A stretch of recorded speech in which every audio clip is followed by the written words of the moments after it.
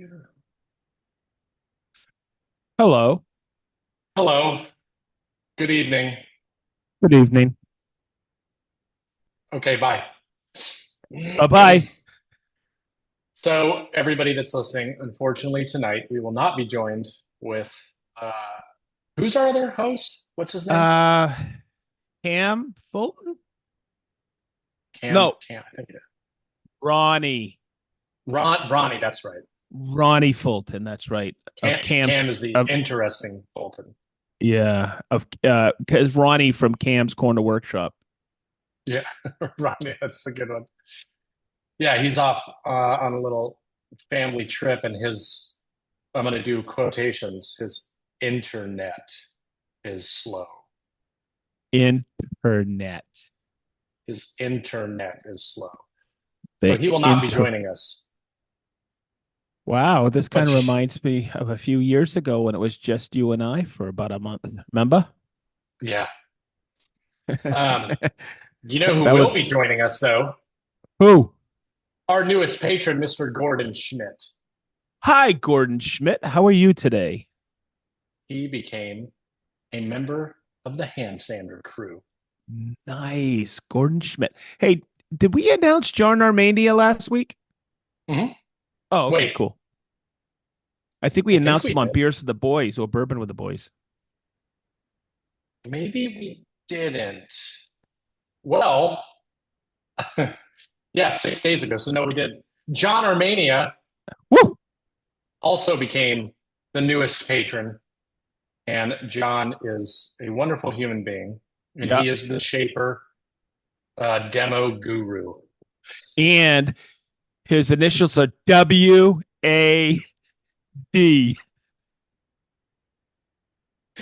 WAD. Yeah, he's listening WAD. and he's gonna wad and he's gonna get it.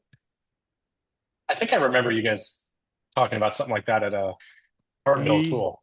he has been a really great friend of mine forever. And what a great human. Hey, and you owe me $10 for saying that, you wad. Yeah.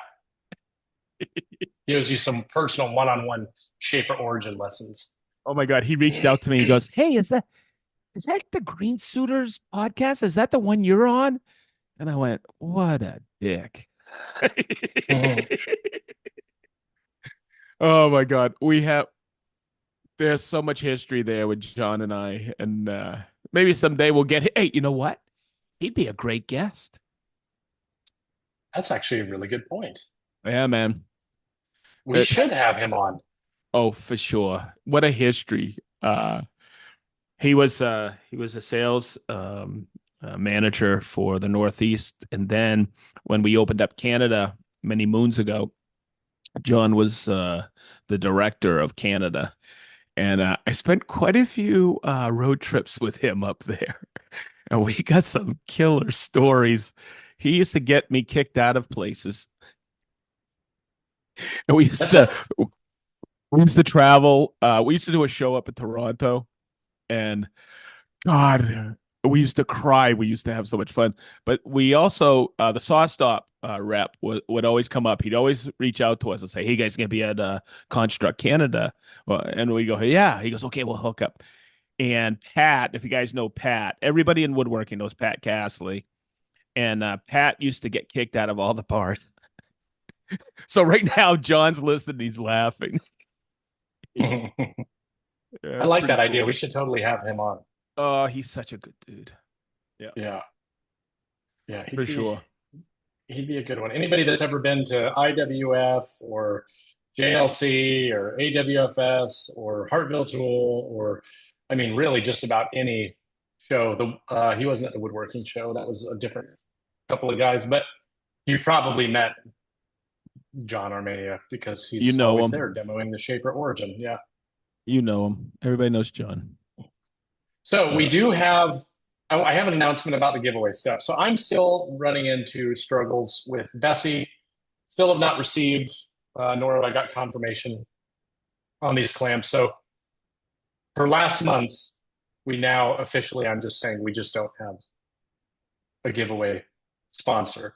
Um, And a lot of that's my fault because I was so uber focused on the meetup that uh, they're all the companies that we usually get stuff for the giveaways. So we don't have one from a brand. However, we will still draw tonight for Oh, pizza cutter. the Festool Pizza Saw TS60. So we will still give away a Festool item to one lucky patron tonight, and I've got the wheel of names ready to go.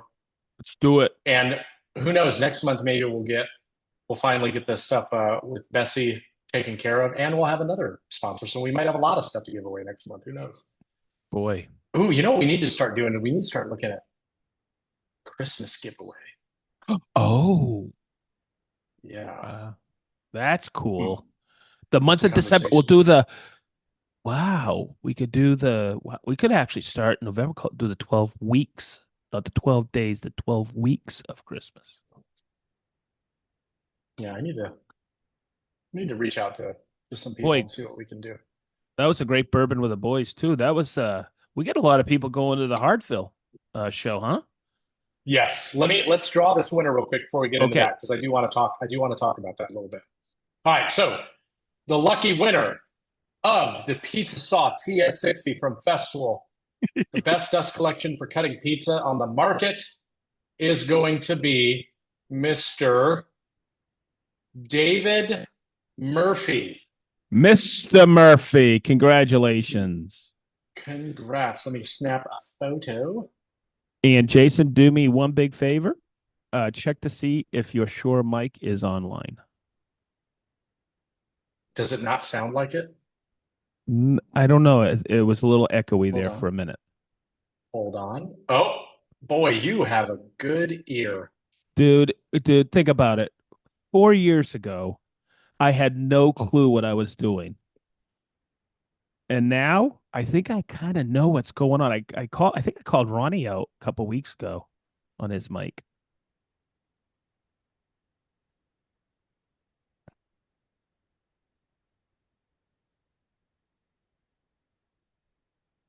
Now, Oh my God. Perfect. okay. Sorry for Oh that my little lag. I don't know what happened. boy, it sure makes a difference, doesn't it? Yeah, was it like that the whole time, or was it just all of a sudden?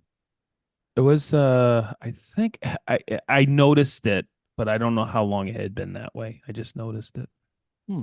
Yeah, let's hold on, let me make sure. Yeah. All Now right, it we're now good. now it's perfect. I may have to start I may be moving my podcasting location into my closet. Oh, no kidding, huh? Yeah, because not that I'm the echoing in here, this microphone doesn't pick it up, but when I'm on my headphones, obviously it does. But just like I can't like close the door and stop the kids from coming in because I have the Yeah. glass walls so they can see me. And Nicole Mm. usually does a pretty good job of keeping them upstairs. But enough of all that. Congratulations, Mr. David Murphy. I will be reaching Murphy. out on the Patreons. And with that being said, if you're listening to this, check Patreon every once in a while because we still have a couple of people who I think at least one person that won Yes. that I was waiting on a Yep. We still response. need an address on one. And Brian, I have his mini square for Brian Strawbridge that I Dang need it, to I give should have to got you. it from you this weekend. Yep. Yep. No I'll worries. see No him. worries. I actually No need to worries. text him and let him know that he won, even though I'm sure he'll hear that episode at some point. Um, okay, so yes, Burn with the Boys. A lot of fun. Wow. Um, I wasn't surprised that we had a lower amount than usual just because of the storms. Hmm. But I thought it was a really good call. But yes, I'm like even more excited now about Hartville because like Hartville's always a fun show. Hmm.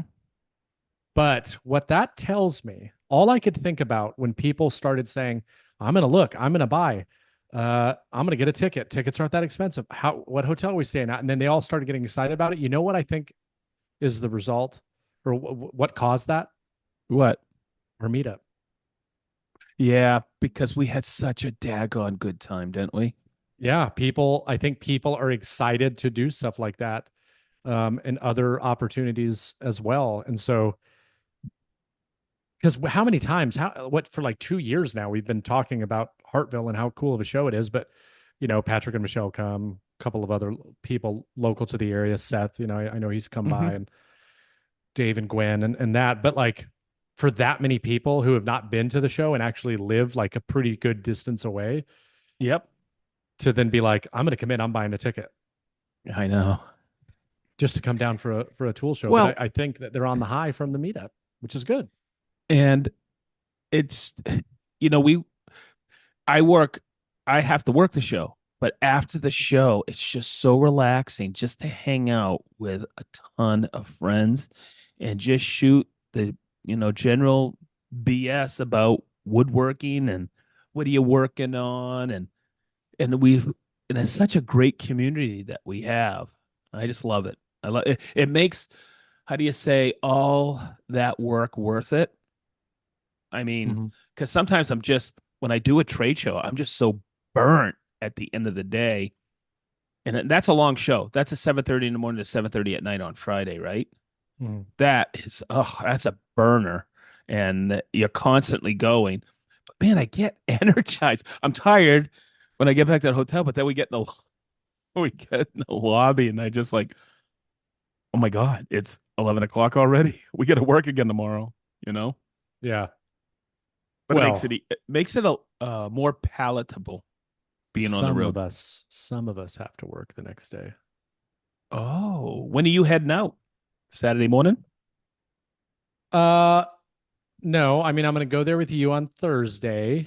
Mm-hmm. But I'm just saying, like, I don't have to be at the show floor at 7:30 or 8 o'clock in the morning. I know. So, yes, I also don't have to stay there all day. I'm not obligated. So we could talk about that a little bit since you brought up, working the show floor. Going to Yep. a show and working it, and Oh going yeah. to a show where you are just going for fun are two very, very different experiences, Oh right? yeah. I feel like there's something about when you are, you're being paid or whatever to be there, or you're an Mhm. employee of whatever company. It almost, I mean, it's obviously just a very different the way of looking at it, because it's like, oh no, I'm paying you to be here, you're going to be here all day. But having that freedom, I've actually gotten to a point where before I would be like, yeah, I want to go and I want to work the booth and all that stuff. And then you go to some of these shows and it's like, even 2 days, 2 full days on the floor, you're like, yeah, this is enough for me.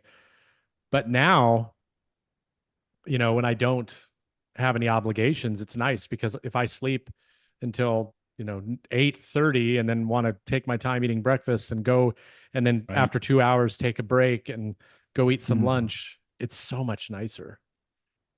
So I I don't know if I told people on the podcast, but you made me laugh so hard last year because the year before you were so cranking at US Tool and Fastener booth. Remember us? Mm-hmm. You were like you were a demoing fool. You were the last one demoing on Saturday afternoon when we Yeah. were packing up. You sold that Contoro. You were crazy. You had so much fun. But last year, I think it was Friday afternoon because we had meetups all week. But Friday afternoon, you looked at me and said, "I go, hey, we're going out now, right?" And you went, "Sedge, I just want to go back to the room and go to sleep." You Yeah. remember? You remember looking at me and Yeah. just saying that? And I went, and in my head, I don't know if I told you, I said, "Welcome to my world." So I couldn't do it. nowadays, in the early days, I used to get so pumped up because I was new with Festool and everything, so pumped up, and I'd be like, "Let's do it. Let's go out, have dinner." But the thing is at dinner, you work all day. Sometimes 6 in the morning, you get to the booth and you don't get out of there till like 7, and then everybody wants to go out to dinner, and you're burnt, and you've been talking all day. And people kind of made me feel like I was obligated to go out to dinner. Mm-hmm. And nowadays, everybody knows, hey, they actually ask me. They say, Said you going out to dinner? I go, no, I'm going to go back to the room and crash. Or, yeah, let's go get some beers. But I feel now that I've been, how do you say, more tenured? that they don't say, "Hey, you got to go." It's like, hey, or make you feel weird about it. I just say, "Hey guys, I feel great, but my voice is a little hoarse, and I need to get some Z's because tomorrow's another day." Right. IWF at one time was we'd get there on Sunday, set up on Monday. It was Tuesday, Wednesday, Thursday, Friday, and Saturday. It was a 5-day show, and they didn't close it down at 2 or 3 o'clock on Saturday. They closed it down at 5 o'clock on Saturday, and then everybody would leave. We'd all change up. They'd open the doors, turn off the air conditioning in Atlanta in August, Mhm. and we'd pack everything up, and then we would sit down in the booth, totally exhausted, and sometimes wait till 11 at night until our pallets got there. And then we'd have to suck it up again. I remember getting on the elevator one Sunday morning at 1 a.m. and we had a flight at 9 a.m. And I was totally 100% sweat soaked. The escalators going out of the Mhm. convent, and I was just like, "Oh boy, this is exciting." Yeah, that's People don't people listening who do trade shows, and I've talked to you, you know. And but I I still to this day love JLC, don't you? JLC is great because it's really only like a day and a half commitment.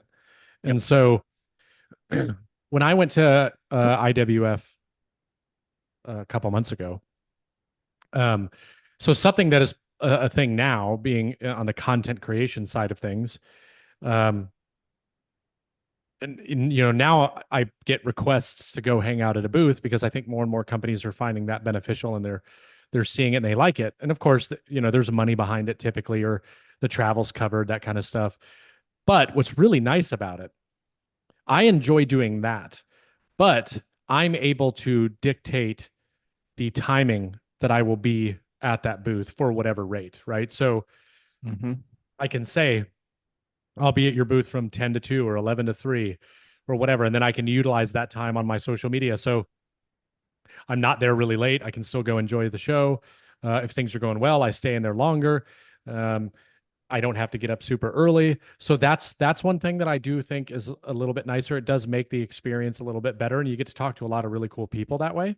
Mm-hmm. Um, but when we were at the booth, when I was at the Celiche booth, um, we of course start getting on the conversation with some of the guys. Like, they're all on the road constantly because they're all like territory sales reps, and Mm-hmm. something came up about like hotels, and like, are you a Marriott guy? Are you a Hilton guy? And they're all talking and like opening up their apps, and they're like, I'm already at 120 days this year, and it's only, and I'm like, Yep. what? Oh yeah. And I think about that, and I go, like, I could not do 5 straight days all day long of a show. Like, that is one thing. Even though I love talking to people, I will tell you that, and maybe you have felt some of this yourself, being in your position that you've been in at Festival for as long as you have, and as many people and many shows you've been to. But I'm obviously, both of us are pretty extreme Yep. extroverts, Mm-hmm. and I have never had a hard time being in a social situation or feel overwhelmed. I will tell you though, in the past year, since I've gotten out of the army, I have been finding that going to those events has actually started to get a little bit exhausting. I Mm-hmm. think that's the right word that I'm looking for. Like, Mm. I think it's because when you go to events like that, you end up saying the same thing over and over and over and over and over again, right? So like, and it's always like you say the same thing that you just said, that the person that walked up 2 seconds And you after you just forget. said it. And Yes. then when you have a crowd of people, I'm interrupting you, I apologize. No, You it's have a fine. crowd of people and you're talking about a tool and you forget where you started because these new people come in and you're like, try that Yep. for 8 hours. And they always Festool usually gives me the new stuff that isn't out yet. Mm-hmm. And and I wake up in the middle of the night and I hear how people saying how much and when. Right. Remember the CSC saw? You were there Yeah. with me. Oh yeah. Oh my Yeah. God. But I freaking love it. Yeah, I mean, yes, I do too. It's fun, but I will say, so what ends up happening all the time, we'll just use JLC again as an example. Um, 2 years ago, when I was on that little the opposite corner of where I was this Mhm. past one, I mean, it was busy the entire time. This last year, I felt like it wasn't as busy, but what would end up happening is I'd be going through the entire demo, and of course, somebody walks up halfway through the demo, a quarter way through the demo, almost to the end of the demo. And when you get done, they're like, "What is this?" And so everybody that watched the whole thing leaves. They're like, "What is this?" And then you say it, and you literally go from just finishing to starting over the whole thing over again. And guess what? While you're doing that next one, somebody walks up. So there is no break, right? There is no, when you're demoing tools, there is no break because unless it's just a dead time, Mhm. end of the day. But even then, somebody, because think about it, when you walk through one of those shows, if you're walking around and something catches your eye, what do?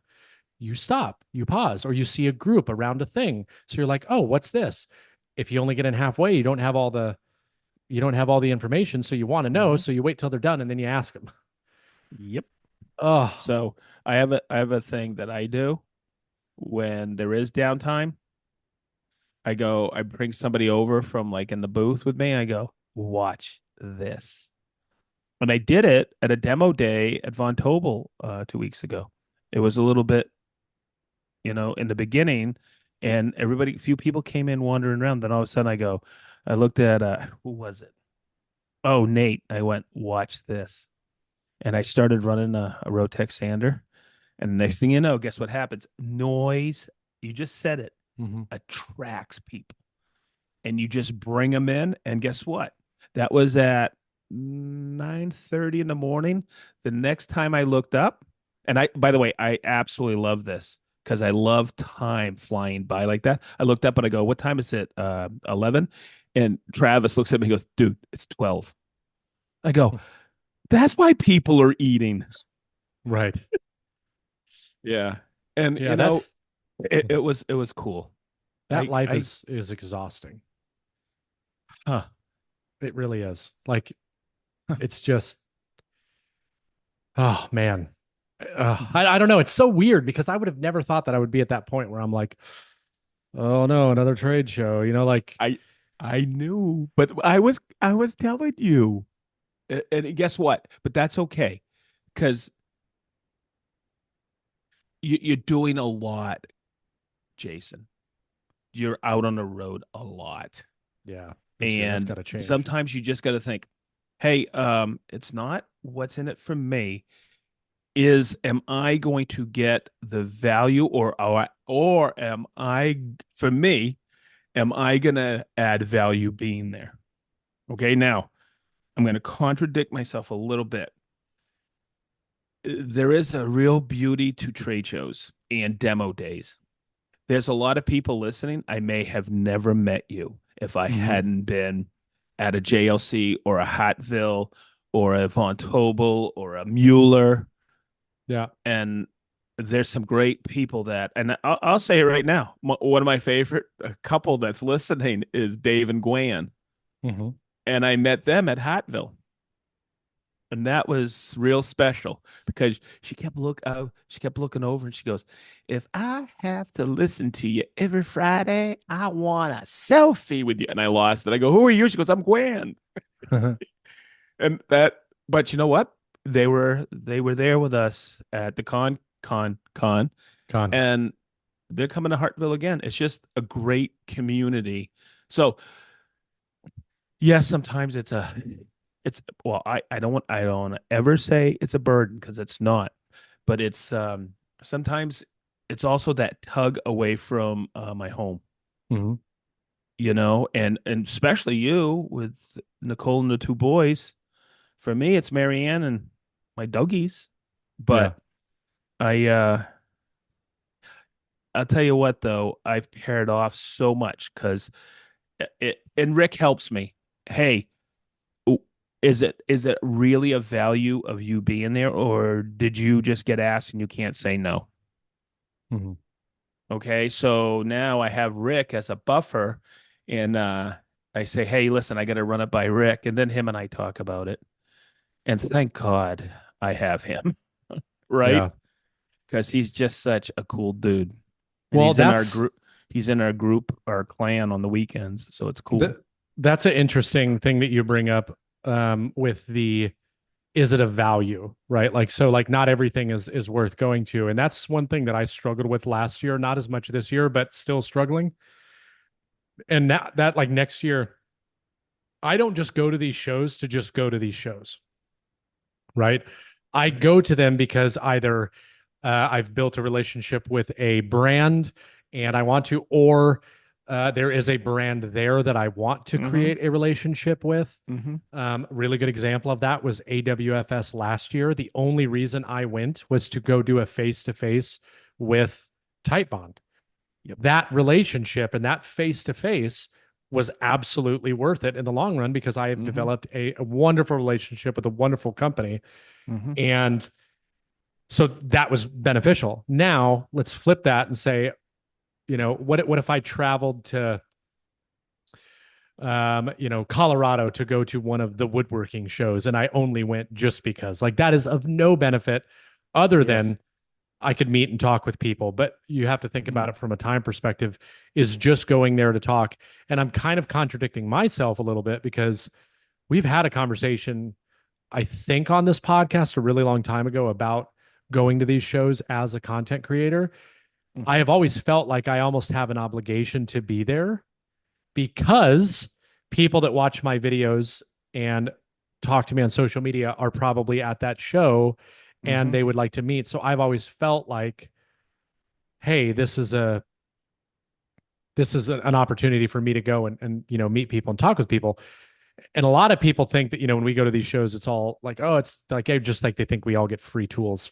Like everything we get in our shop is free. It's like, no, 90% of all of the trips that I've taken this year were completely funded by me.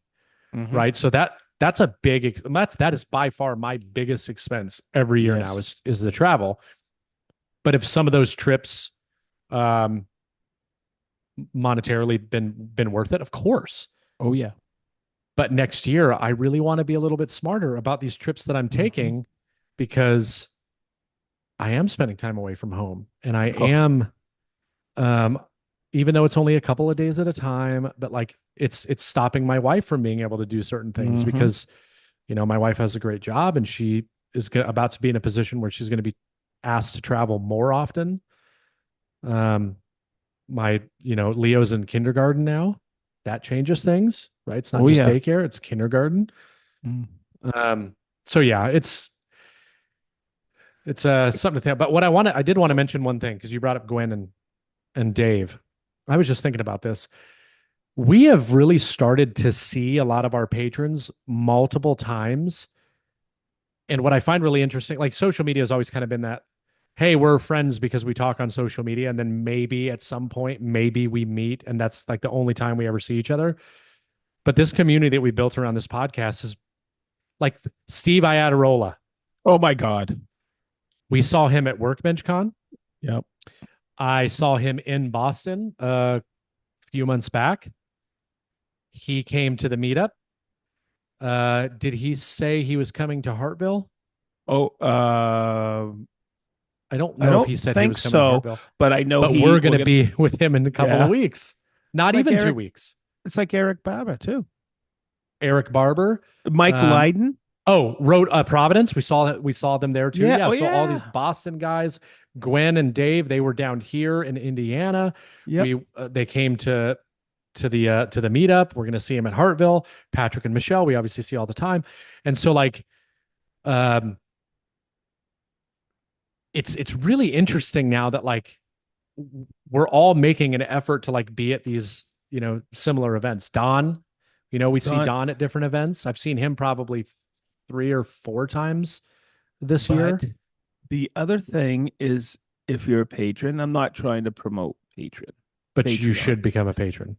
But once a month, we're getting together. If you're a certain level, bourbon with the boys, but once a quarter, beer with the boys. And it's almost like I get to hang out with you and Ronnie once a week, but I get to hang out with everybody once a month, and we catch up, and it's so much daggone fun, Yeah. And I'll tell you what, especially like a week that we do have bourbon or a beer with the boys, I really have a tough time remembering what we talked about the podcast versus this, and then we throw in a meetup, and it's just so funny. But it's like I get to hang out with everybody, and it's fun. So Yeah.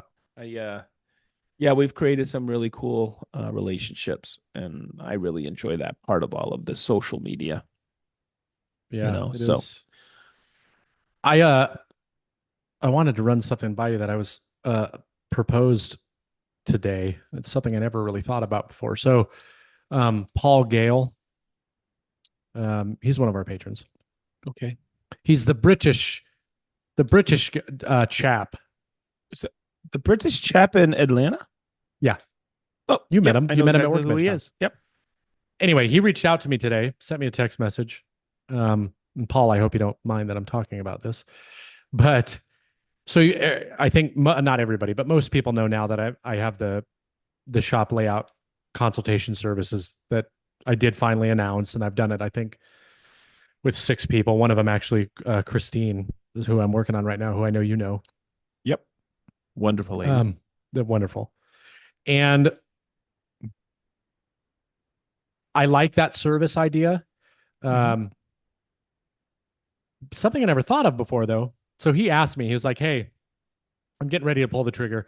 In not so many words, I'm getting ready to pull the trigger on building this miter saw station, and he was asking, you know, what would you charge basically to um, design this for me in SketchUp, provide a cut list, hardware specifications, etc. So basically, he could just take that package and build it. And I told him, I was like, as much as I would absolutely love to, you saying I'm going in a lot of directions right now is what made me think of this. Because I usually I wouldn't do this because I would just make it one more direction that I try to go and then fail miserably. But I said, man, if I I'd love to help you, but there's absolutely no way I can commit to something like that at this point. And I'm going to Germany for a couple weeks in a couple of Yeah. weeks. And I was like, I just can't take that on right now. This. And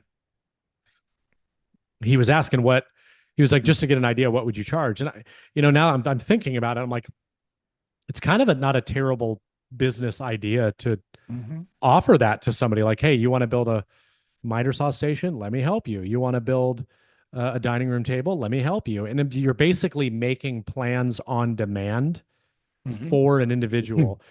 It would definitely have to be priced accordingly. So I don't even know. I mean, I'm obviously not going to be able to do it because again, I just don't have the mental capacity and the time to dedicate another thing. So Hmm. when I was thinking about like the pricing, I think about what I charge for the shop consultation stuff. So, but like now my brain is starting to turn like this actually is not a terrible idea, right? Mhm. Um, because think about it. If somebody is going to make a set of plans, they're making a set of plans for a thing that they are building. The type of person that likes to operate off plans is somebody who just wants to be able to take a look at something. I need to do this. Okay, I'm going to do this. And then they go to build. And sure, maybe things come along the way. The problem is that if it's not exactly the size that they want, the height that Oh they yeah. want, the width that they Yeah. want, sometimes people can't grasp that all they have to do is add or subtract to the number that's on the paper. Here's a really good example of that. Custom plans. Custom plans. So I had a person comment or send me an email, and it was like, "Hey, I just watched your video on X. I'm looking to do this. Can you tell me what the size of the table is, and would you be able to modify it to fit the needs?" And I'm like, "So this is two things now that have happened in the What? past like few days." Yeah, and I'm like, "I mean, why would you need me to modify the length or the width? Why wouldn't you just look at the plans and then modify it yourself?" Like that's how I think in my head. Me too. However, it does tell me that there are people out there that say, I want this thing built. I want to build it. I don't know where to start. tell me what I need to do, design it, let me visually see it. So like this is legitimately a potential business idea, but I think about like how much time, let's just talk about Paul's. With that much, how much time it would take to do that. So I charge $1,000 for the shop consultation service. Okay. So it's obviously not for everybody, right? But the time that goes into it, the designing, the questionnaires, going through the data, modeling the room, putting in all the stuff, making different layouts, Zoom calls, all of that. That is less detailed than what it would be like if somebody wanted, a complex miter saw station built with the drawer boxes, with the slides, with the hinge locations. That I feel like would be a lot more time consuming. So like, when I think about price, like how do you price something like that? You know what I mean? Because that's hours and hours and hours of work. And then it's like, well, how complex do you want it? Well, I want one that has, 50 drawers, and I want them to all be undermount slides, and I want 10 of them to be this size and 10 of them to be this size. It's like, holy cow. And yeah, a lot of it's copy and paste, but when you're trying welcome to my world right now. Right. Well, I want to talk about that too. And this is another reason why I brought this up, because you're working on something similar.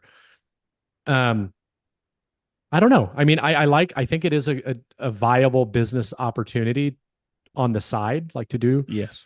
I mean, heck, and anybody that's listening to this that actually is really, really good at SketchUp and has the time and wants to help him out, then reach out to me and I can get you in contact with him, because I'm sure he would enjoy that. But it's really hard to figure out pricing to make it worth your time, right? Because like let's say it was like $200, absolutely not worth the time, not even close. Nope. The amount of time, I mean, you're getting paid like $5 an hour at that point. Because mean, that would be a long process. Yep. I'm going to comment really quick because I got a lot of stuff that I want to mention about this, and it's funny you brought this up because I was thinking about this today. It's about time, and I was going to mention something before we started, but I said let's just go with it. I'm listening, by the way, too. I'll be right okay. back. I need to go relieve no myself. worries. It's when people don't understand, and I remember somebody saying, why is that being charged so much by an attorney? Well, when an attorney, correct me if I'm wrong, it's called billable time. And if they're in the car and they're thinking about the case, that's billable time. So Ronnie and I were talking about something, and he says, yeah, I wake up in the middle of the night. I go, I do all the time, and I'm thinking about something. And he goes, yeah, I wanted to finish this job because I'll be worrying about it and thinking about it all weekend. People don't realize when you are in the business, in the trade, you do not stop thinking. And it's really tough on the family because you're not present sometimes. And Marianne, my wife, will always mention, you're not here. Don't worry about it, but finish what you're doing. Okay, because I'm always thinking about, and right now I'm in the middle of a build and I'm constantly cranking it in my head. Even when I'm at work, I think about, okay, am I going to do this, and this? And it sounds weird because so I have certain hours that I put in at Festool, but the people who should know do, but people don't realize when I wake up at 4, and even if I'm lifting, I'm thinking about what I need to do for today. I'm always thinking about work. I'm always thinking about Sedge tool work. And it's crazy, but I don't want to not be like that. So when you think about a plan you're doing, Jason, okay, for somebody, and you're saying, hey, about people don't realize you'll be thinking about building out that SketchUp even when you wake up in the middle of the night. And that's the time that at this moment I don't have. But what a great idea. Custom plans. You get the measurements that they want and you can edit a SketchUp, but it's not all cut and paste because they want to do this, this, and this. But I mean, what a think great about idea. it. Yeah, it's just like a kitchen designer. Yep, absolutely. Right. So Nicole and I are actually considering hiring one. Which I know seems kind of funny because it's like, well, why wouldn't you just design it in SketchUp yourself? but there's more to it than that, right? So like for the same reason people would come to me and say, I want your help designing my shop, it's because there's a separate set of knowledge that I have that they don't know. And there's things that I'm thinking about that they're not thinking about. Just like how many years have you been woodworking and how many shops have you had? And a fresh set of eyes Yep, changes things for you. So it's absolutely. not with the kit on the kitchen side of things, we're thinking like we don't know what all the options are. We don't know what the design trends are. We are having a hard time visualizing what would be a good use of the space. Hiring a designer, you pay for, an hourly rate to get this plan. And then what do they do? They would give us the design. And then what would I do? I would go build it. I wouldn't need measurements and all that stuff because I could just look at the picture and go, okay, I'm going to build it like this. So it's the same thing, right? I don't like any of the miter saw stations out there that I've seen. I know what I want. I Yep. just don't know how to model it. You model it for me. Yep. So I mean, there's definitely a market for it. So Yeah. it's So, not a terrible idea. But now, yeah, I'm going to be thinking about it constantly. yep. So what was funny today is I mentioned just a second ago. I sometimes we have a topic about discussion and sometimes we just go with it. And I like just going with it. But today I was thinking a lot because of the last 2 weeks, and it's about time and making the most of the time during the day. But there are so many opportunities that are being presented to me now. And I say, when I retire, when I Mm-hmm. retire, when I retire. And it's funny, but there are so many revenue streams that you can choose to do in retirement. In other words, somebody says, hey, Sedge, I'll fly in from Dubai if you want to teach me a class over the weekend. Or, Yeah. hey, do you do personal classes? And do you do this? And will you do? And I'm thinking, that'd be kind of neat if I get my paperwork right. Because I was talking to Vic Teslin about this, how he does personal classes, Mm-hmm. one-on-one. And Mm-hmm. I thought it'd be kind of fun, So, but can I do it now? Hell no, because my weekend is completely sucked up right now, Yeah. time wise. Right. So last week I don't know if no, I didn't mention it on the podcast, but I don't even know if I mentioned it, but I got a little bit of glimpse of the future last week because I had dinner with somebody and it's they want to actually utilize me for videos. And I went, okay. And we had dinner. It was really nice dinner, Ale Emporium. But I was driving home. It was about 9:30 at night, and I went, wow, this is kind of a glimpse of the future, you know? And Mm-hmm. it's kind of like when you were saying I was at AWFS and I went there exclusively to talk to somebody. Well, that's what I did. Mm-hmm. It was after hours from my regular job. And I thought, wow, this is going to be nice. And there's a lot of avenues you can pursue, but you know what it is? It's time, Time. Yeah. And um, uh, I was also thinking about this when I was packing up and heading down to Cincinnati. And I went, this is kind of nice. I haven't traveled much this year, and most of my travel has been by vehicle, not air. And I got to travel not this weekend, but the next week. About three of us are flying together, which will be nice. We can hang out. Mm-hmm. But there's been a lot of travel that I've just gone by myself, and it's kind of a drag when you're with friends. It's a little bit easier. Mm-hmm. But boy, it can be a drudge being on the road by yourself. And this is gonna be fun because this is all personal. So, Yeah. but you know I what? I enjoy the travel experience. It's about time, And there's other avenues that I can go with when I retire. But Well, boy, something that's really like becoming a common thing in our house. Nicole and I will be talking about something like, hey, we should do this thing. And we're like, yeah, well, let's take a look at the calendar. And it's like, well, nope, can't do it this weekend because I've got this, or you're going to be here. Okay, next, well, no, we can't do it this weekend because Leo's got this. And we moved to a calendar based system for the household because both of us are busy and we have things that are going on, and it's really scary. Like once you start Mm-hmm. looking at the calendar, like when can I fit things in? And if you're like me, anybody that's listening, if you're like me, I have trouble prioritizing the things that I need to prioritize because, like Sedge said, he's always thinking about these things. Like when I'm in the gym in the morning, I'm thinking about titles for YouTube videos, what my schedule is going to be, what trip I need to take. I'm thinking about all these things and like opening my notes and like jotting notes down, adding things to the calendar. Like it never stops. Um, and before you know it, your schedule is like totally full. I became the member at the club, and they had all these golf tournaments, and I was like, oh cool, I'm going to start going through the dates. Guess what? Can't play in any of them because I already have things planned that are all like business related. And it's like, wow, all these days are really stacking up quickly. Yes, The trip to go visit Steve next weekend. How many dates did we each give?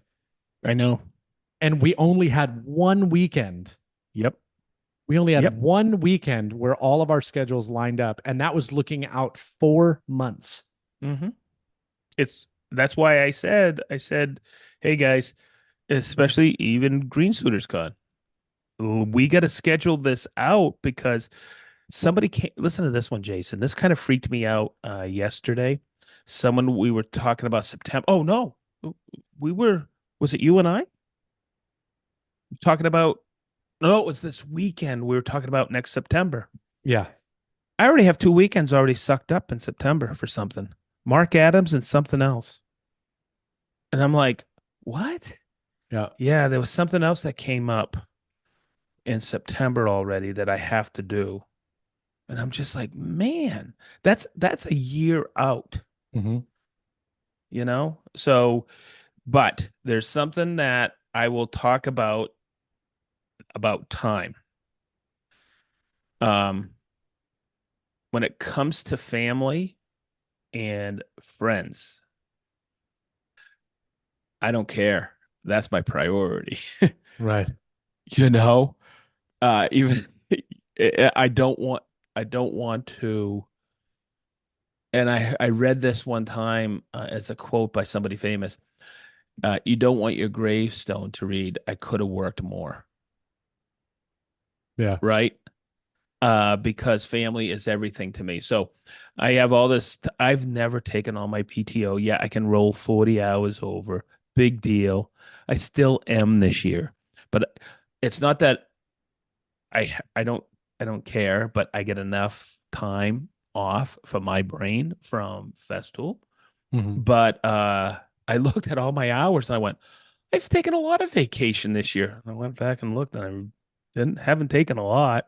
I'm always gone right after JLC to Maine and sometime during the summer. But to make this shorter, I'm taking the month. I'm taking the month. I'm taking the week of all of Thanksgiving off because Oh, my nice. my son Frankie's going to be in town with my grandson and Amy, my daughter-in-law, and I'm just saying to hell with it. It's always slow anyhow. And then I always take the last 2 weeks of December off because there's nothing really happening. But geez, I'm criminy. That's the priority that in my head I have because I want to be with family. And I'll tell you what, there's sometimes when we don't have anybody around for Christmas, sometimes it's kind of nice too because I'll sit down and just read and it's snowing out. It's kind of like awesome. I And it's cannot just, and I, believe that it is almost Thanksgiving and Christmas. dude, dude, it's October what first? Yeah. It's yeah, it's so today it was a really cool day at Festool. I didn't even go to the office. We all met at certain locations, and Boone County had their day of service, and we always provide the entire company at their beck and call. And I was out in Advance, Indiana, weed whacking, trimming trees. Oh, you We were were in heaven. painting bathrooms, mowing lawns. It was they have a really Advance has a population of 507 people, and they have this park, but that It's in Advance is in the middle of nowhere, and it's a really cool place. It's in the middle of farmland, and this park is like overgrown. So we just trimmed the fence line and trees, and oh my God, we were so whooped. But you know what? It was worth it.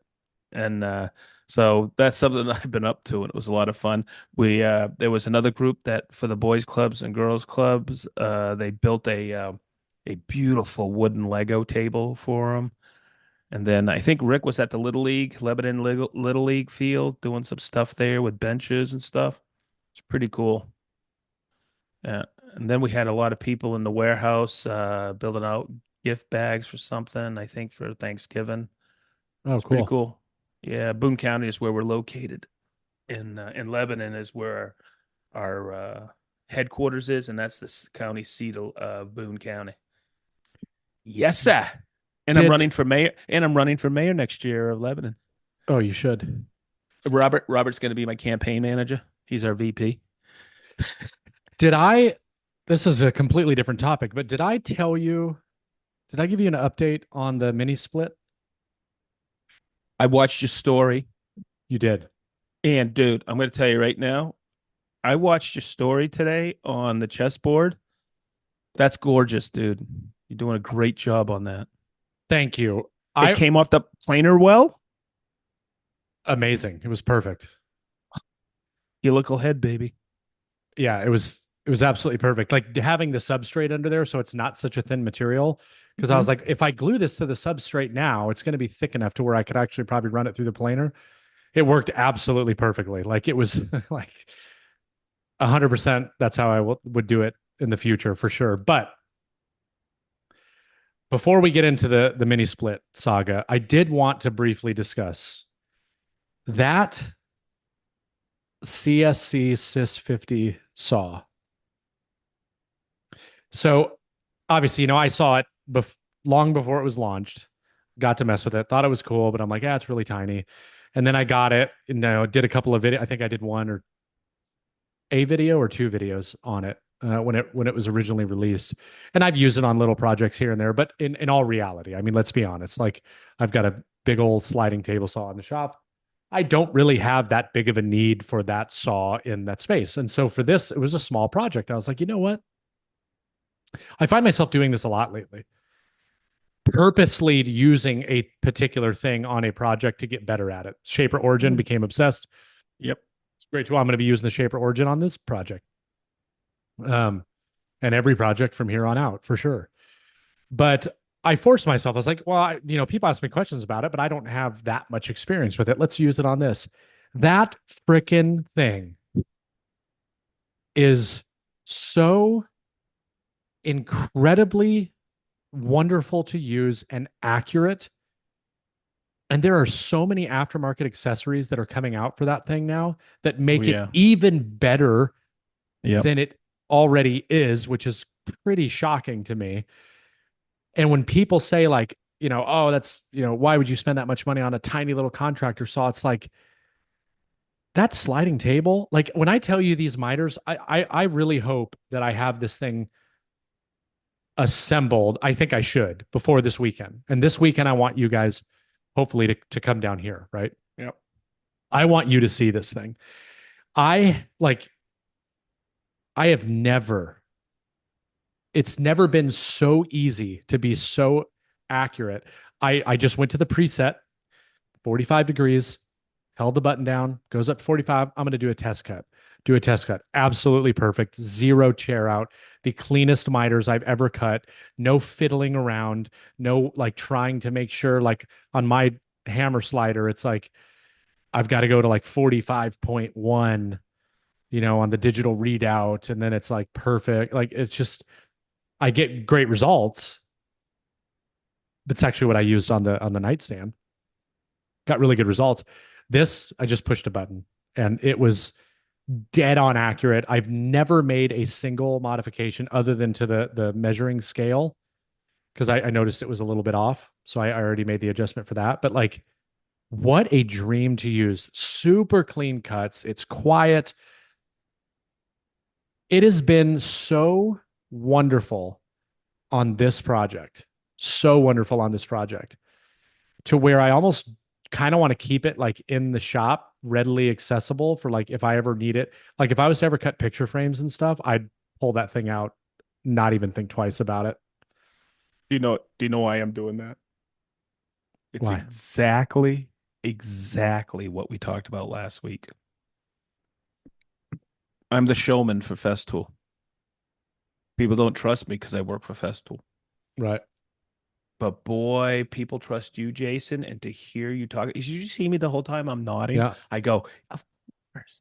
But It's it's such a amazing great when it's tool. for me because I love Festool so much. And to hear you say that, and I saw those cuts in your stories, and I was like, for me, that's the best testimonial ever. Yeah. It's coming from somebody you trust. So you remember we talked about you go to the company website, yeah. And then you go to YouTube. And by the way, I did that several times this week, not for tools or anything, but other things. And I went, I am that person you were talking about last week. Because the websites, of course, they're going to say glowing things about their stuff. Yeah, of I want to course. They find have out to. who's using it, Mhm. right? It's pretty awesome. It's Yeah. just incredible. What a great, and it's just such a dream to use. Like everything is, it's really, really amazing. You almost forget like that feeling of when you went from using crappy tools to something good and things were square and how much easier the project went together and how much less finagling you had to do for it. You forget that after you've been woodworking for a while, right? Because you start to get better tools and you just take it for granted. But even now, like with good tools, like when you get something and it just makes the some tasks like so much easier. Like I have that thing dry fitted right now without even any dominoes in it or anything. The panel on the bottom is exact thickness of the groove. It slides in there, it holds everything together. The corners stay stable. The thing slides in and out. Like everything has just been so much more accurate and dialed in. And the majority of that was all on that. So, like I have not used my large sliding tables. Like, again, I don't need to on this project. It's a very small project. But if I was to do another small project for something, I would gladly take that thing out and set it up on my assembly table and build it right there on that saw because I know exactly what I'm going to get. And that is freaking perfection out of the box. Like everybody knows I struggled like dialing in my slider, big old tool, huge slider, really, spent a lot of time getting this thing dialed in. I have never done anything with that Festool saw. Granted, do I think it's a standalone saw for a shop building big pieces of furniture? Of course not. Absolutely not. But with some of these new accessories that they're making, man, like Bow Feather, Bow Products, yeah, Bow Products. They have an extension, a fence extension that you can actually put. Matter of fact, Dusty Lumber posted a post about this on his Instagram. It makes the fence like 2 or 3 times as long, and it has like a foot that comes off and it gives you support well before the table and support after the table. Wow. Yeah, and so that's the biggest downfall with that saw is that Yep. the top of it is so small that if you're cutting anything over 24 inches, I mean, it starts to get a little dicey because you have to make sure that you're paying attention to keeping it flat on the table and pushing it from behind. So an 8 foot long piece can be a little difficult. Outfeed, not so much with the stand, but Yeah. this fence would change that drastically. Like it would really increase the capabilities of the saw.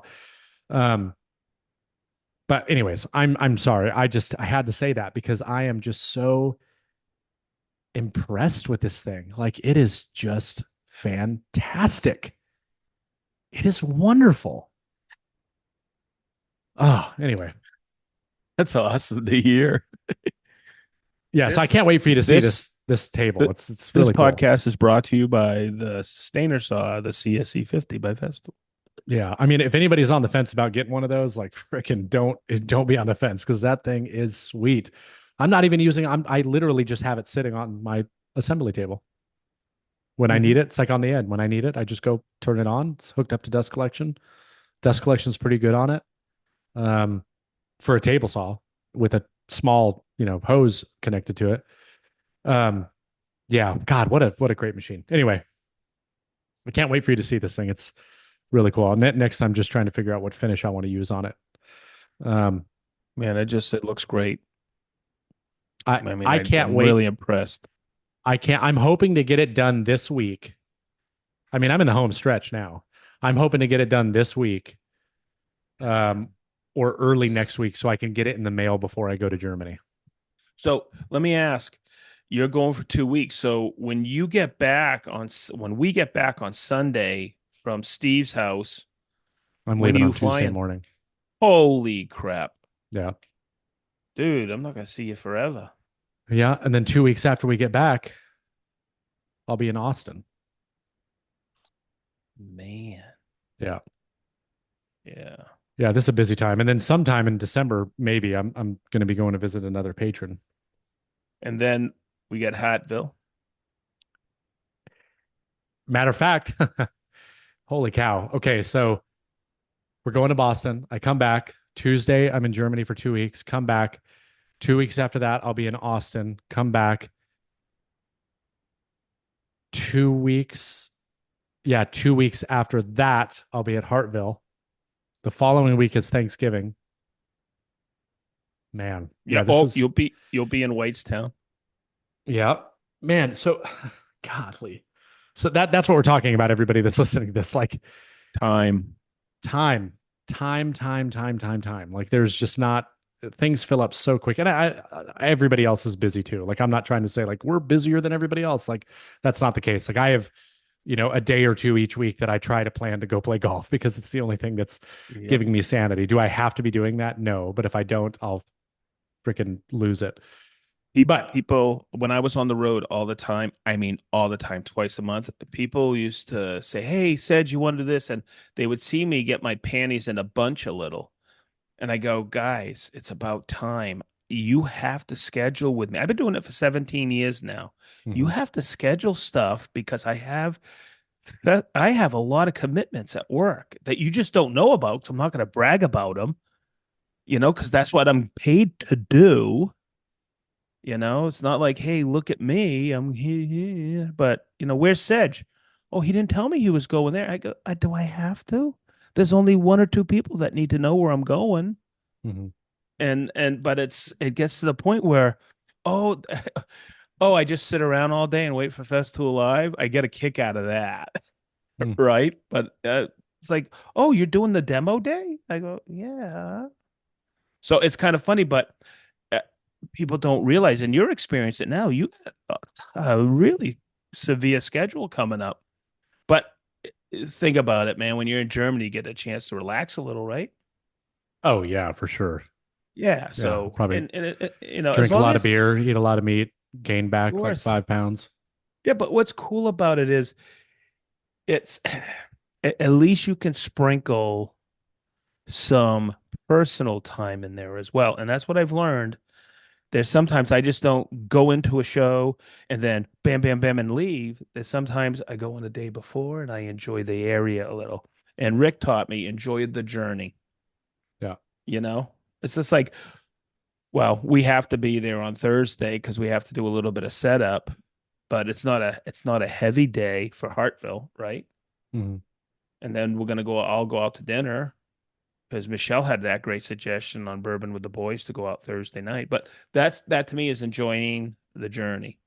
Instead of just showing up Friday morning, setting up and being stressed out. So when I go to Germany, I don't do anything business related. I've made the trip to festival, but that was just a cool opportunity. Like that wasn't anything that was like stressful. But yeah, I don't. I mean, we'll have to take a look at the podcast one, but I'll edit like an episode of the podcast while I'm drinking a Bitburger, like but I don't do any work stuff really while I'm there. I did want to give you I don't know if you saw the stories where I was updating on the mini split. Did you see Okay, those? that's what I was just going to say. Let's hear about the mini split. I saw them, but I want everybody to hear about it because That you know what? That's something that was really cool because I would have never met Mike Holmes or his wife Amanda if he wasn't part of our community.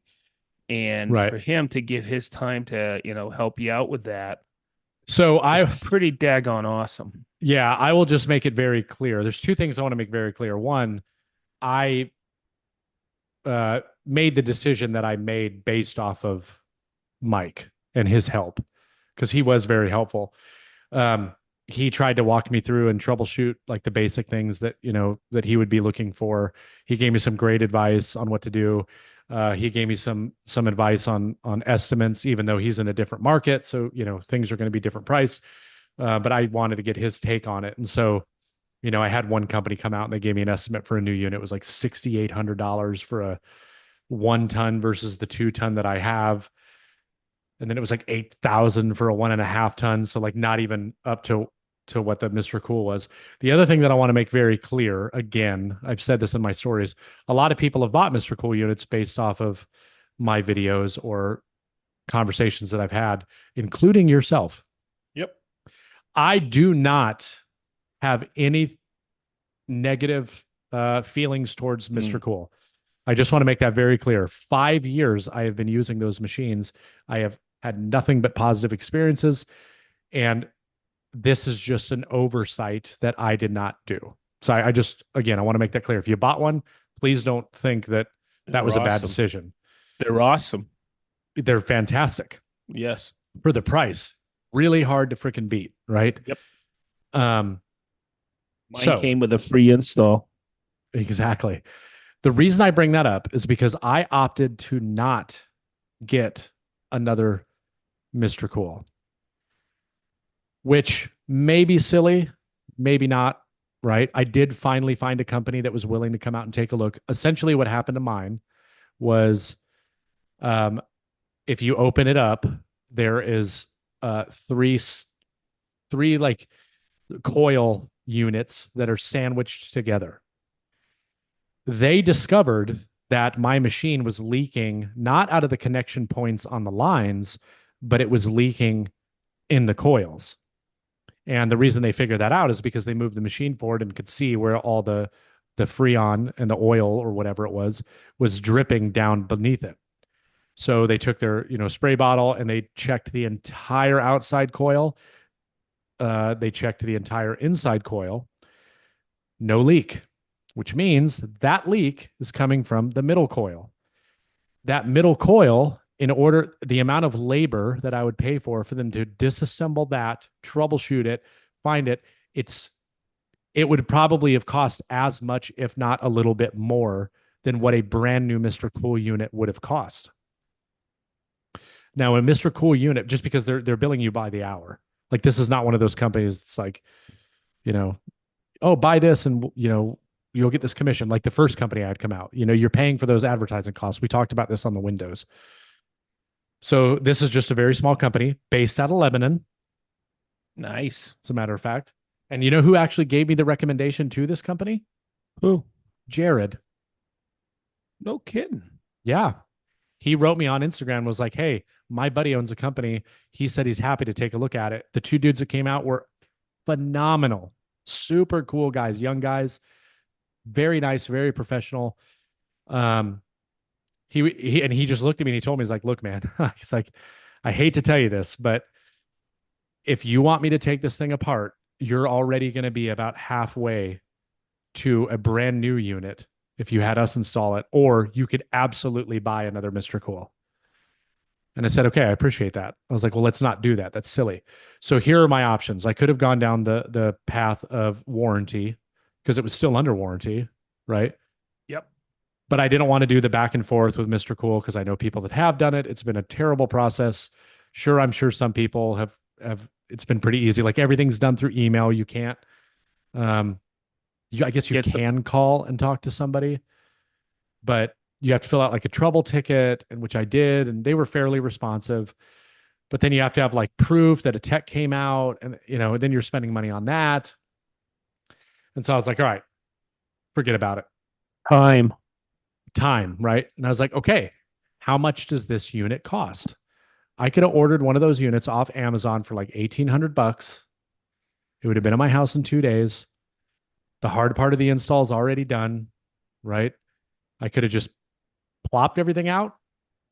Matter of fact, I could have kept the head unit, just disconnected the lines, put the new lines on there, put the new unit outside, hook up power, been good to go. And I was like, but what if this happens again? Right? Am I going to have a trouble finding a company to come out? Is it worth, now that I'm buying that unit, is it worth spending half of that money to upkeep it or to fix a problem that's on it? So that was another thing that entered my mind. And I'm getting to the point now where there's a part of me that really does, you get what you pay for. It's like anything else. Tools. Absolutely. I'm going to spend more money on a tool, but one of the things that you're spending money on is a warranty, is a guarantee, is customer service, is all of these things. Cheap tools are cheap because those other things don't exist or they're not very strong. Exactly. Expensive tools exist because they use better products, they have great customer service, and they have an ironclad warranty. So I told the guy, I was like, look, man, I'll tell you what, you guys have been great. Give me an estimate on what a new unit would cost. So he goes over to his truck, comes back. I'm talking to the other guy. He's a Air Force Reserve dude. We're talking about Germany a little bit, some other things. He comes back. He's like, all right, so the unit that we have, and it comes with a 10-year parts warranty. Obviously, the install's warranted by us, all this stuff, 18,000 BTU. So in between the low one that I got quoted by one company and what I currently have, 18,000 is fine. 24 is overkill for my shop for sure. And so I was like, okay, cool. How much? And he was like, it's 5,300 installed. We'll haul off the new one. We're going to elevate this one. You're going to have a new line set. You're not going to have that coil in the back. It's just going to be a direct line set into the machine. We'll swap everything out and we can have it done within the next week. And I was like, okay, let's do it. And yes, I could have bought 2 Mr. Cool units for that. But now you have peace of mind. You don't have your time into it, but the peace of mind that you have, and it's a local company, and you don't have to dick with it anymore. No, it's a local company, great customer service. And to be honest with you, I had such a great experience. I'm a sucker when it comes to good customer service. Like I really am. Like I will actually be more inclined to do stuff like that when my customer service experience was positive, because that tells me a lot. It's like if somebody was to show up to my house to do a home renovation, and this may be a silly thing to say, but if Ronnie Fulton showed up to my house to do a kitchen renovation and I saw his truck, I would immediately have an assumption, right? Like they show their pride in craftsmanship. Right. Yep. And so you pay for that. And now I'm going to have a machine that if anything ever happens, it's not a problem getting parts. It's not a problem all I have to do is call this man and say, hey, his name is Derek. Derek, got an issue with my mini split. It's doing X, Y, and Z. Yep, I'll have a crew out there tomorrow, or I'll have a crew out there today, or we'll order the part, or whatever it is, and it's all going to be taken care of. Like I don't have to worry about it anymore. It's something I don't have to worry about anymore. You know what I mean? Oh yeah. So I like paying for that. I battled with the decision because so many people are like, why don't you just reach out to Mr. Cool and have him send you a new one? I'm like, yeah, I could have done that. I absolutely could have. However, I'm also not too good to just buy a unit and be happy with, you know what I mean? Like I don't want to become that guy that's just like, well, I only have it because it was free. Correct. And not to mention, do you really think Mr. Cool would be super excited? Like it's going to be tied to some sort of social media promotion. I'm like, that doesn't make a lot of sense, seeing as how I'm replacing the unit that's been leaking since I installed it. And it wasn't a leak from, something I did. It was a leak from the unit that I just never paid attention to and just let it go. Do you really think Mr. Cool is going to be like, yeah, we'd love this promotion? No, of course they wouldn't. No. They probably would have sent me a replacement and just been like, here you go, just fix it. Um, but I want the peace of mind. And going back to what I was saying about Mike, he was just great. Yeah. I had a guy and I was like, hey man, do you have a minute? He's like, yep. As soon as the guys left, he was like, that estimate sounds crazy. Like, I probably wouldn't do that. You need to be more around this price point. And I talked to him and he was just like, man, with the warranty and all this other stuff, he's like, I think it's the right choice. I told him what their diagnosis was and what they said. And he was like, I agree. If that's the case, I agree. Like, it's not worth it for that machine. Um, Hey, what's the name of the company?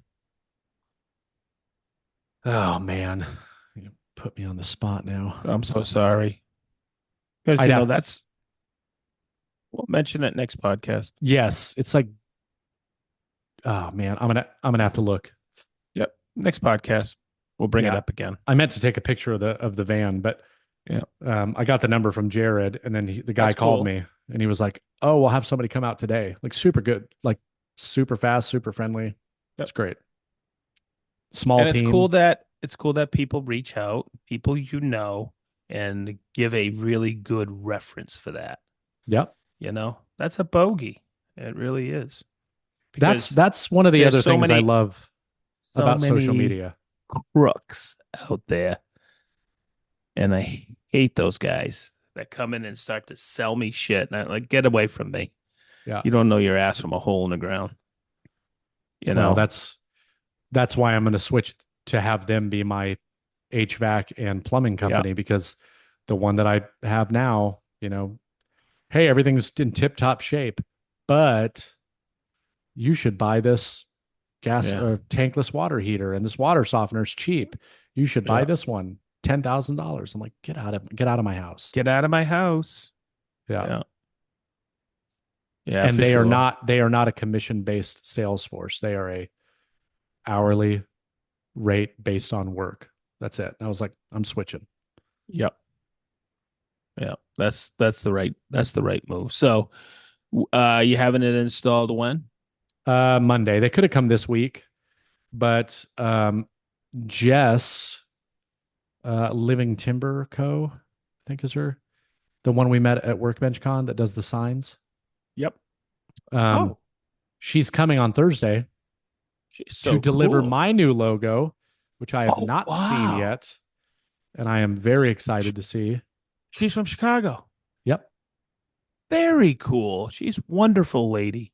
yep. And then on Friday, I'll be playing golf with Mr. Joe Metz. Nice. So Monday, Nice. Monday is the day that they will come back and So, so install it. I saw something else. You and the missus were tearing up the house this weekend.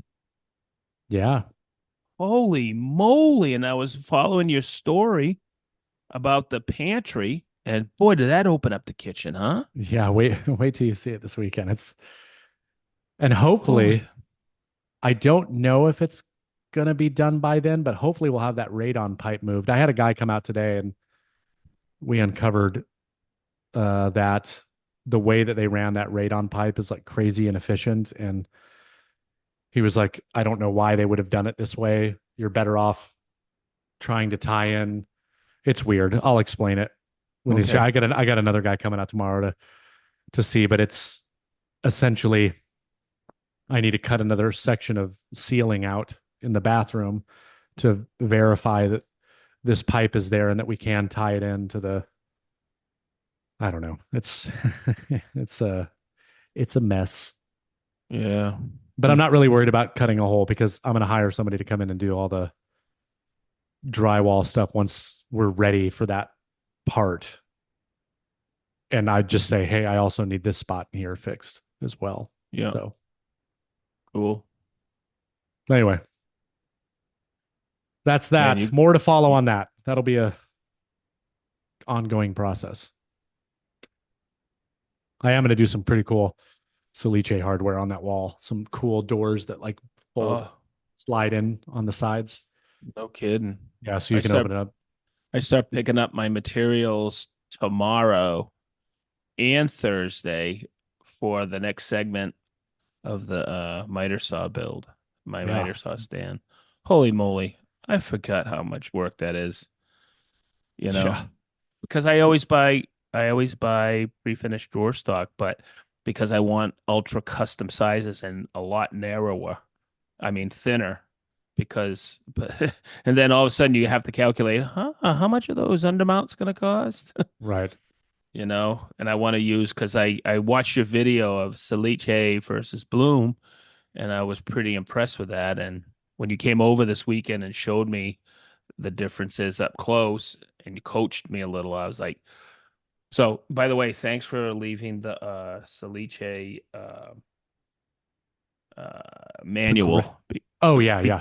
because sometimes, and I've coached people on this, whether you're a Bloom Celiche grass, Sagastini, whatever, all select one and become a pro on it. But I see the success you have with Celiche, and a lot of it is similar. But boy, that rack and pinion uh, cog in there, that'll save a lot of Mhm. shifting. And there's so much more adjustability, right? On the Yeah. Celiche. Yeah. The Celiche, you don't have to buy like, the fourth level clip. You just buy the Yeah. Celiche clip and it has 6-way adjustability and like everything's universal across. Um, and it's nice because if you've used any other brand, any of the other popular major brands, right? It's the same. Like nothing changes. Like you don't have to like figure out a new method, which we talked about. You don't have to Mm. like this one's not built this way versus, I need half inch underneath the drawer versus I need 7/8 or these Hmm. clips. It's just it's you build the box the same, opening minus Yep. 42 and Yep. that's your front and back and the length is the length of the slide and it's same same spot on the rear for the locating pin. Like it's all the holes line up no matter what boring pattern you're using. So that's one thing that I do like about the cabinet hardware. For the most part, all the major brands, they're all interchangeable. Um, but Celiche just covers a lot. Like Bloom is just Bloom. Celiche is like, oh, you use grass, not a problem. You use Bloom, not a problem. We have holes for that. Like it's a very, very simple crossover. And they're just awesome. Bloom's good Yeah. too. I have nothing Yep. negative to say about Bloom, but Yep. Because there's definitely there's a I've been difference used. between the Progressa and the Tandem. Yeah. So I'm excited, and now I'm diving into it, and I got to start really thinking about my drawer box heights Yeah, because I left it out there where, hey, help me with this build, and people have given me some really good tips to consider. A lot of food for thought. So that's my yeah, weekend coming up, and I'm pretty stoked about it. So tell nice. everybody if you listen and stay tuned because a lot of people are reaching out to me and saying, "Man, I really like following along with this." So, Yeah, ugh, cool. time. Well, yeah. Speaking of time, I Wow. know I know we started a little late, so I figured we might as well go a little late. But now Nicole's ready to go work out, so I am now on daddy duty. Bye bye. Thank you so much, everybody, for listening to another wonderful episode of the Green Suiters podcast. Bye Minus bye. one, Ronnie Bye Fulton. bye. Bye. And with that being said, I'll let our wonderful co-host, Mr. Brian Sedgley, take us away. Bye bye. Oh, bye.